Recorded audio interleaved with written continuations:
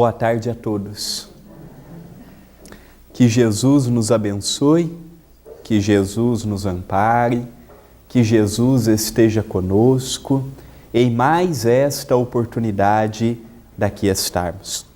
Ao José Manuel, a todos os companheiros que estão aqui, o nosso preito de gratidão, ao casal feliz que procura sempre com muito amor gravar as palestras e depois disponibilizar no YouTube, também fica a nossa gratidão. Nesta tarde iluminada, nós recorremos ao Evangelho segundo o Espiritismo para efetuarmos as reflexões da tarde de hoje. Todos nós carregamos conosco dificuldades em compreender Jesus pelo simbolismo que ele falava há mais de 2000 anos atrás, ou mesmo pelo solo do nosso conhecimento, do nosso entendimento e do nosso sentimento ainda não está propício à fecundação da sua mensagem de amor, de paz e de luz. Conhecer Jesus não é viver Jesus. Conhecer Jesus, todos nós conhecemos. Uma parte da humanidade o conhece, mas isto não isentou o homem de estar em guerras, em conflitos e em dificuldades a níveis pessoais e coletivo. E uma destas parábolas que nós poderíamos eleger para as reflexões é a parábola da figueira seca, que a grande maioria dos companheiros que aqui estão já conhecem. Está inserido no capítulo 19, A Fé Transporta Montanhas. E esta passagem está narrada em Marcos, capítulo 11, versículo 12, e de 20 a 23. Quando ele nos fala: quando saíram de Betânia, ele teve fome.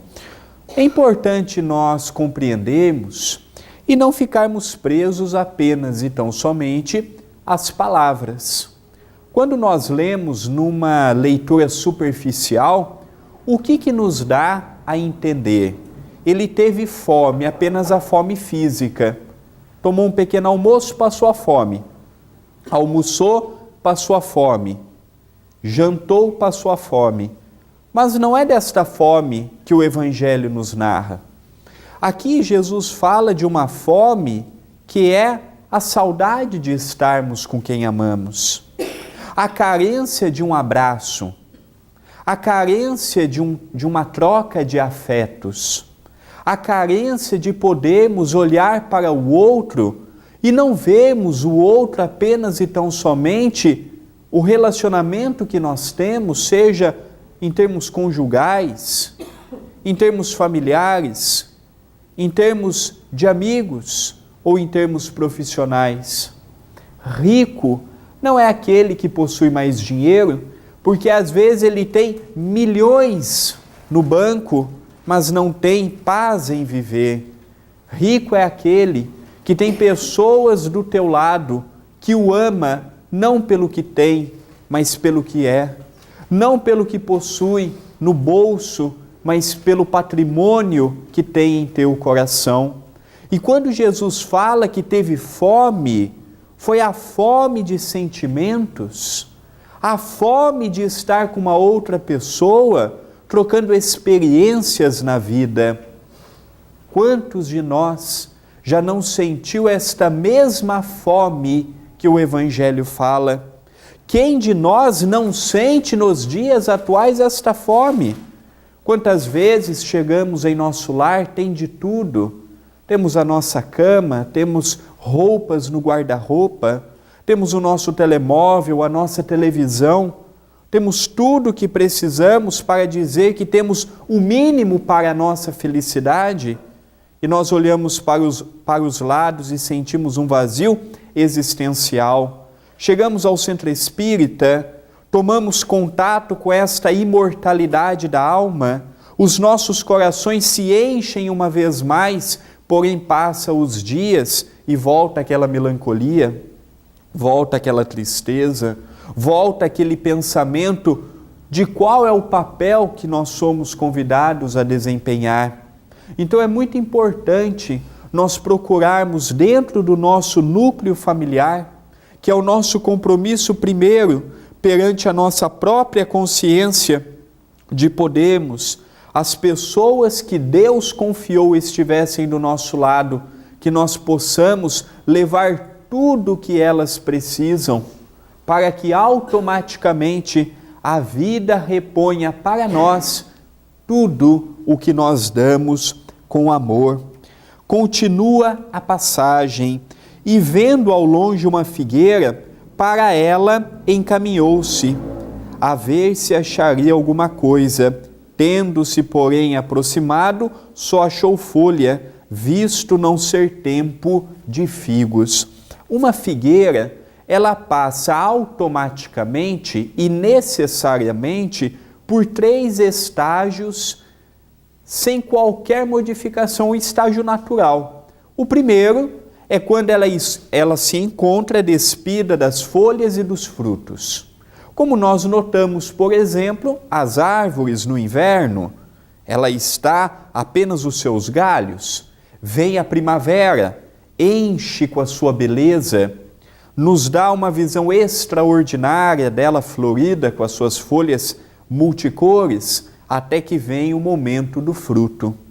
Quando Jesus passou por aquela estrada e viu ao longe do caminho a figueira, ele teve fome e logo pensou em pegar o seu fruto.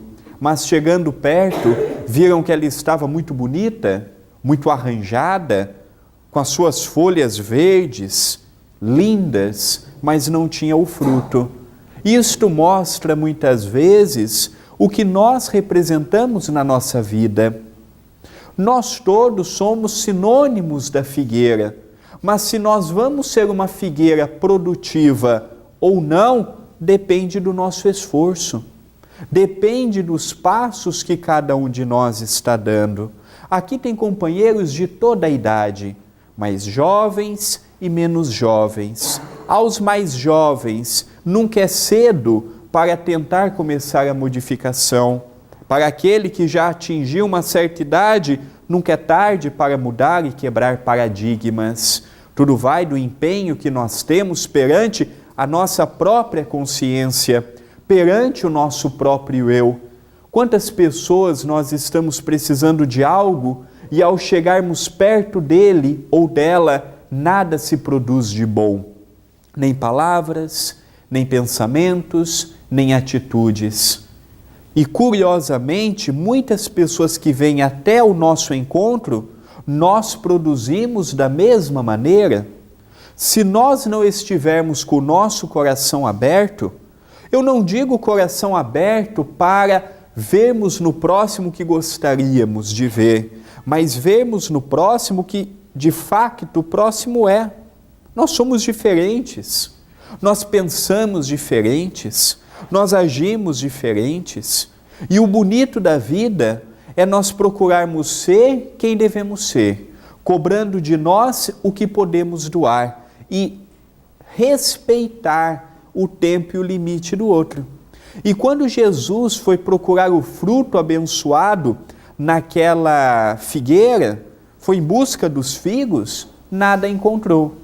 Achou uma figueira muito bonita, é mais ou menos o que nós demonstramos. A humanidade demonstra o verniz do conhecimento. A humanidade demonstra o verniz de tudo que nós podemos aprender intelectualmente falando. Mas quando o assunto é sentimentos, a equação não é tão simples. Tudo que envolve o ensinamento humano, um livro pode nos dar. Quando nós falamos de amor, de paz, de tolerância, de humildade, isso não tem em lugar algum explicando. Porque a maneira que eu vou atingir estes graus de espiritualidade, às vezes o que serve para mim, para muitos companheiros podem não servir. E o que serve para muitos de vós, para mim, pode não ter uma finalidade grande. Cada um de nós tem que buscar o seu próprio eu, o nosso interior, e ver o que é necessário, o que julgamos ser prudente para termos uma vida de paz. Quem de nós não quer paz? Quem de nós não quer ser amado? Quem de nós não quer ser respeitado? Mas para que a vida me dê tudo isto que eu sempre sonhei e o que eu sonho, é necessário que eu interaja e que eu faça a primeira parte. Só que eu fazer a minha parte entra um outro problema, sair da minha zona de conforto. O que é nós sairmos da nossa zona de conforto? É sairmos do automatismo da vida. É sairmos da rotina da vida. É procurarmos o novo e o diferente. Às vezes, nós falamos de reforma íntima, mas quando somos convidados à modificação, nós sentamos e paramos, mas está tão gostoso do modo que está. A dificuldade na reforma íntima não está na sua reforma propriamente dita, mas está na mudança de conceitos. Aí que está a dificuldade. Eu despiro o que eu carrego comigo há muito tempo. O meu orgulho não caminha comigo há 100, 200, 300 anos. É há milhares de anos. A minha vaidade, a minha prepotência, o meu egoísmo e o meu egocentrismo.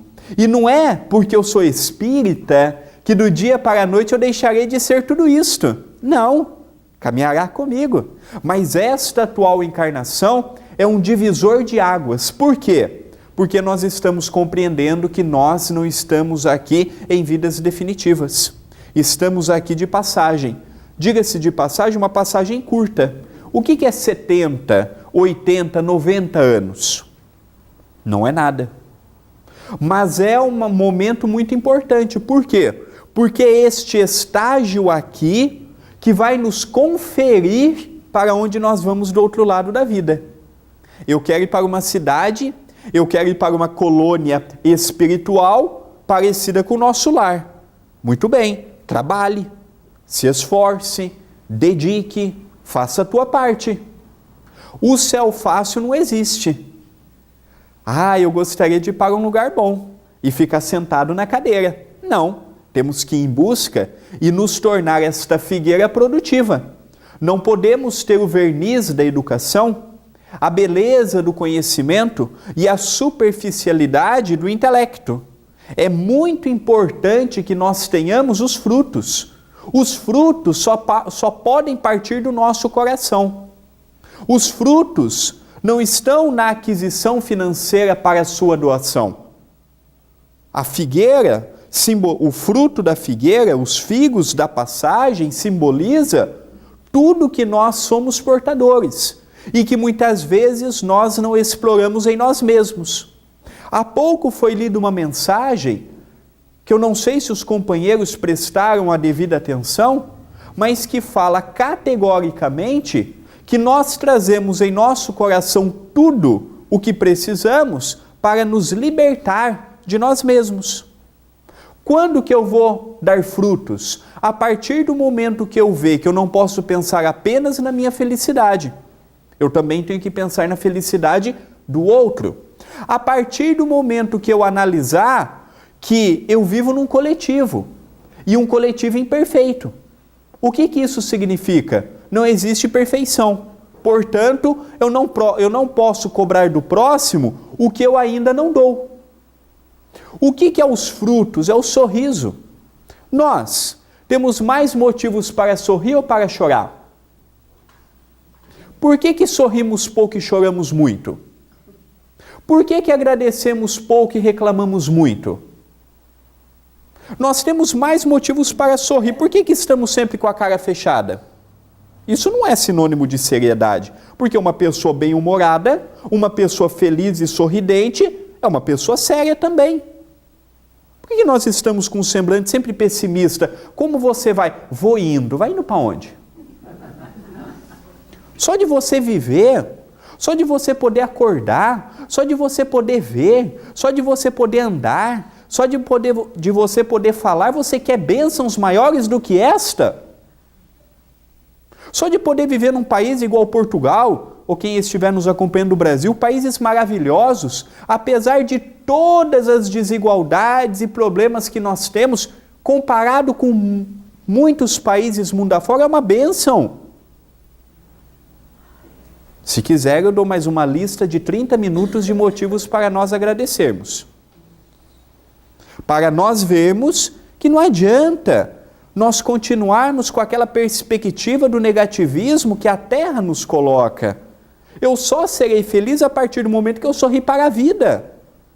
Como é agradável estar com uma criança. A criança faz-nos sorrir. Às vezes eu estou com um adulto, é aquela conversa sempre chata, sempre de política, sempre de futebol, sempre de telenovela. Conversa que não leva ninguém a lugar nenhum. É problema no governo, é problema social, é desemprego, é crise. Parece que a nossa vida é uma eterna crise. Parece que a nossa vida é um eterno problema. E não é. Não é. É o modo que eu lido com ela. Enquanto eu estou passando por uma crise, tem pessoas passando por crises bem piores do que a minha, de cabeça erguida, otimistas, felizes. O modo que eu encaro a tal da crise. Porque há uma crise muito pior do que a financeira. É a crise dos sentimentos. É a crise das emoções. É a crise do certo para com o errado. E a inversão de valores que nós estamos vendo na atualidade. Então, quando Jesus chegou perto daquela figueira, em busca do fruto, em busca de uma palavra amiga, em busca de um abraço fraterno, em busca de um conselho amigo, em busca de uma palavra prudente, quem de nós não tem isso para dar? Recentemente, um amigo espiritual me perguntou assim: André, você já matou alguém nesta vida? Eu disse assim, não. Aí ele tornou a me perguntar, você tem certeza? Eu comecei a ficar preocupado. Eu falei assim, olha, que eu me lembre, não. Ele falou assim, mas André, o que para você é matar? Ué, pegar uma arma de fogo ou uma arma branca e atirar contra a vida alheia. Ele falou, isso é uma forma de matar. Mas existem outras formas de matar que nós não percebemos. Matar os sonhos de uma pessoa. Matar os ideais de uma pessoa, matar as vontades de uma pessoa. Eu nunca tirei a vida de ninguém, mas quantos sonhos eu já não tirei? Também é matar. No quadro divino, entra no mesmo catálogo. É o modo que nós lidamos. Quantas são as vezes que vêm as pessoas até nós em busca de uma palavra amiga quando querem ir em busca de um sonho novo? E geralmente somos pessimistas. Olha, estou pensando em trocar de carro. Não faça isso, a gente está passando por uma crise. Olha, você vai começar a pagar, mas vai conseguir terminar de pagar? Se ela vai conseguir pagar ou não, é problema dela. Se ela está com vontade, vamos apoiar. Troque, não é nós que vamos pagar. Mas às vezes nós, por vontade de ter o que a pessoa não tem, jogamos um balde de água fria. Ou aqui no Porto é diferente do restante de Portugal? É diferente do Brasil? Não é. Como é que nós lidamos com as nossas emoções? É muito importante. Então, certa feita, neste paralelo com o amigo espiritual, eu passei a ver a vida com outros olhos. E eu passei a analisar que uma palavra mal colocada pode agravar uma depressão. Uma palavra mal colocada pode agravar um processo obsessivo. Uma palavra mal colocada pode haver uma separação ainda maior entre um casal, entre pais e filhos, filhos e pais. Pode dividir uma família. E quem que é a responsabilidade? Pode dividir um centro espírita. E quem que é a responsabilidade? Nossa. Não adianta eu falar, é o obsessor. O obsessor não toma a nossa boca para falar por nós. Salvo um processo de possessão. Que daí já é uma simbiose que você não sabe se é o encarnado ou é o desencarnado, mas é diferente do nosso caso. O obsessor só atua na nossa vida se nós permitirmos. Não vamos tacar a responsabilidade para o outro. Jesus mesmo é muito prudente. Vigiai e orai para não cairdes em tentação. Vigia os teus pensamentos. vigia tuas falas, vigia as tuas companhias espirituais, para não cometeres equívocos e não ter o que se arrepender no amanhã. É os frutos. Continua a parábola. Então Jesus disse à figueira: ninguém coma de ti fruto algum. O que seus discípulos ouviram. No dia seguinte, ao passarem pela figueira, regressando pela mesma estrada, viram que secara até a raiz. Pedro, lembrando-se do que dissera Jesus, disse: Mestre, olha como secou a figueira que tu amaldiçoaste. Jesus, tomando a palavra, lhe disse: tende fé em Deus. Antes de eu ter fé em Deus, eu tenho que ter fé em mim. Antes de eu amar o próximo, eu tenho que amar a mim em primeiro lugar. Nós nos amamos? Nós temos fé no nosso potencial? Se eu não tiver fé em mim, como é que eu vou poder ter fé no outro? E que dirá ter fé em Deus? Já paramos para analisar como é que é a nossa conversa com Deus? Tirando satisfação? Perguntando e questionando o porquê do nosso sofrimento? O que o Espiritismo nos ensina? Que a nossa vida caminha conforme os passos que nós damos. Se eu sou feliz ou não, a culpa é de quem? Minha. Das minhas escolhas. Deus tem alguma coisa a ver com isso? Deus nos deu a vida. Deus nos deu a oportunidade e nos deu o livre-arbítrio. Caminhamos conforme o que julgamos melhor. Então, termos fé em nós, para depois termos fé em Deus.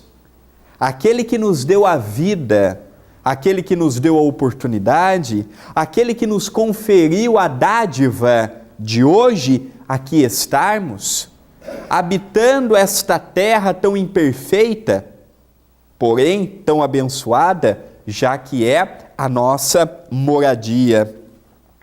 Continua a narrativa. Digo-vos em verdade, que aquele que disser a esta montanha, tira-te daí e lança-te ao mar, mas sem hesitar no seu coração, crente ao contrário, firmemente, de que tudo o que houver dito acontecerá, verá que, com efeito, acontece. Já foi dito no início da palestra que eu tive a oportunidade de nascer num berço espírita. Então o espiritismo para mim é muito natural. Eu desde pequeno, na casa de meus pais, eram médiuns, oradores, escritores, pensadores espíritas. Então o meio espírita para mim é tudo muito natural. E eu tive a oportunidade, desde pequeno, de frequentar a evangelização infantil. E é uma temática que as professoras sempre pegam para nos ensinar, dizendo que quando tivermos fé, nós removeremos as montanhas. Só que quando nós somos crianças, naquela altura eu não compreendi o que compreendo hoje, não que eu compreenda muito mais na atualidade, mas naquela época compreendia muito menos. E, em determinado momento, eu via determinados montes na minha frente e eu com meu dedinho apontava e queria que ele mudasse de lugar. E eu confesso que nunca mudou, nem monte pequeno, nem monte mais ou menos, nem monte grande, não mudava. Fui certa feita para o litoral, fiz um montezinho de areia, apontei com o dedinho, saia daqui, vai para colar, nem saiu do lugar. Cheguei para a professora e disse para ela: professora, tu me enganou. Desse jeito, 7 anos de idade. Ah é, André, o que eu falei? Tu me disse que quando eu tivesse fé e falasse a esta montanha, saia daqui, vai acolá, ela iria.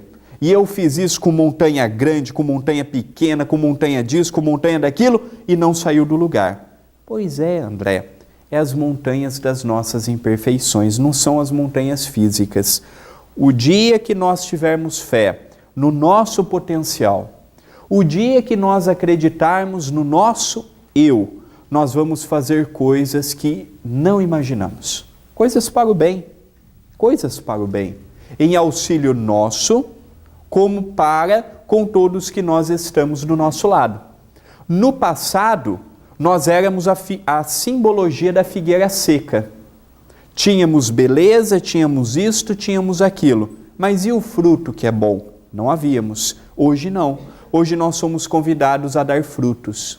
Mesmo que um fruto pequeno, um fruto comprometido, um fruto sem grandes expressões, mas um fruto bonito, no ontem nasceu de um fruto menor, e nós somos convidados a florescer através deste fruto menor. Capacidade todos nós temos. Não vamos deixar com que pensamentos de menos-valia fale mais alto em nós. Nós podemos. A questão é, nós queremos? Nós queremos encontrar na vida estes tesouros espirituais que não estão a olhos nus daquele que vê a vida apenas e tão somente do ponto material? Uma vez, certa feita, uma pessoa me perguntou: André, na tua visão, qual lado é mais importante? O material ou o espiritual? Eu disse, ambos têm que caminhar um aliado ao outro. Porque se eu viver apenas e tão somente para o lado espiritual, eu passo fome. Porque como que eu vou me manter? Se eu olhar apenas e tão somente para o lado material, é o que nós vemos hoje. Um acréscimo de depressão, um acréscimo de ansiedade, um acréscimo de suicídio, um acréscimo de aborto. Por quê? Porque vê apenas o que o mundo material pode dar. E a vida não é composta apenas e tão somente pelos bens materiais. O bem material nos dá o conforto, o prazer de podermos viajar, de podermos sair, de podermos conhecer lugares.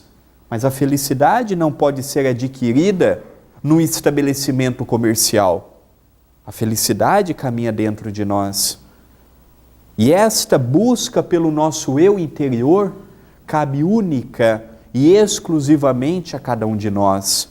Ao sairmos deste templo do amor, desta escola abençoada, que nós possamos levar a nítida ideia e o nítido compromisso perante nós mesmos do papel que está em nossas mãos. Que este Mestre misericordioso nos ilumine, nos dê força, motivos para correr atrás da nossa própria felicidade. A felicidade não está no outro, a felicidade não está aqui, não está acolá, a felicidade está dentro do nosso próprio eu. E esta busca é pessoal e intransferível. É pessoal, cabe a cada um de nós. E eu encerro as minhas palavras, as minhas reflexões nesta tarde. Eu peço desculpa, minha garganta está inflamada. Eu encerro com uma história contida no livro Jesus no Lar, psicografado por Chico Xavier, ditado por Neio Lúcio. Conta que num vilarejo tinha necessidade de levar uma notícia importantíssima a outro vilarejo. E este vilarejo convidou 2 companheiros para serem portadores desta mensagem. Então foi escolhido 2 pessoas de confiança para levar ao vilarejo distante a tal mensagem importantíssima. Só que ambos os companheiros que foram escolhidos tinham personalidades diferentes, o que é natural. Cada um de nós pensa diferente um do outro e age diferente um do outro. O primeiro companheiro era apressado, queria fazer as coisas rápido e muitas vezes fazia mal feito, porque geralmente quem está preocupado com a pressa não está preocupado com a qualidade. O segundo era o oposto, preferia fazer menos, porém bem feito. Já que não dá para eu abraçar o mundo, abraçarei o que dá para eu abraçar. Pois bem, saíram os dois, caminhando, conversando, dando risada, um apoiando o outro, um ajudando o outro, até que ambos avistaram às suas frentes um menino, uma criança de 7, 8 anos de idade. Olharam para o lado, não tinha pai, não tinha mãe junto, estava no meio do nada, a criança não sabia retornar para casa e estavam num inverno muito rigoroso, muito frio, muita chuva, muito vento. E aquela criança não passaria de 2 dias ali ao relento, sozinha, abandonada, sem ninguém para cuidar e para proteger. O segundo companheiro, o prudente, o atencioso, teve a ideia de levar a criança junto. O primeiro, afobado, aqui tem essa expressão? Pois bem, não queria perder tempo, não via a hora de chegar, dar mensagem para retornar, não aceitou, não quis. O segundo companheiro prudente disse assim: então vamos fazer o seguinte, vai na frente, que eu vou carregar esta criança ao colo comigo e vou mais devagar e nós nos encontramos no nosso destino. E assim foi.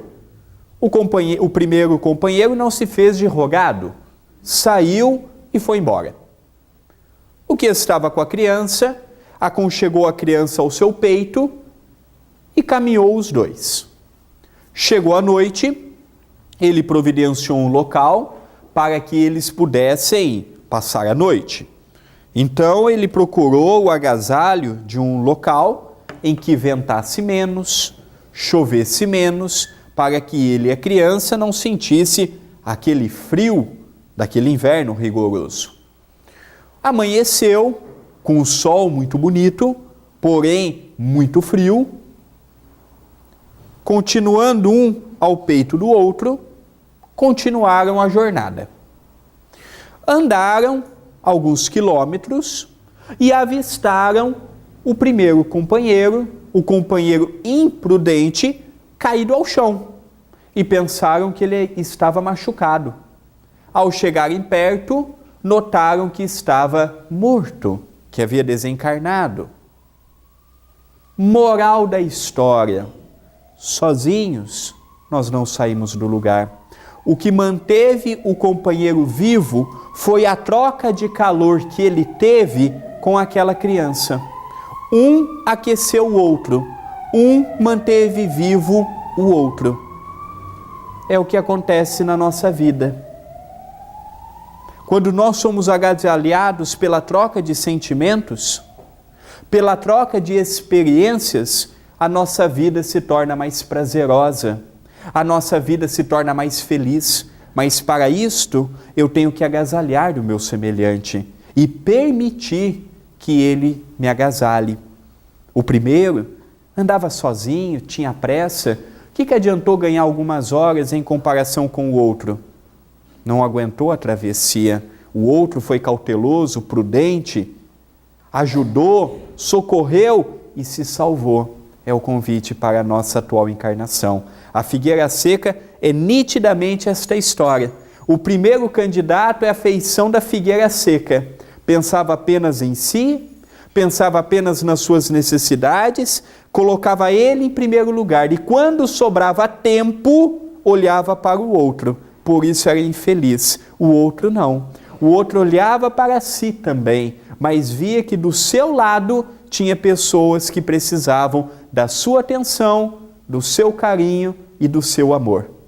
Que Jesus nos ajude a sermos este segundo companheiro ou candidato. Que Ele esteja conosco hoje e todo sempre. Muita paz em nossos corações.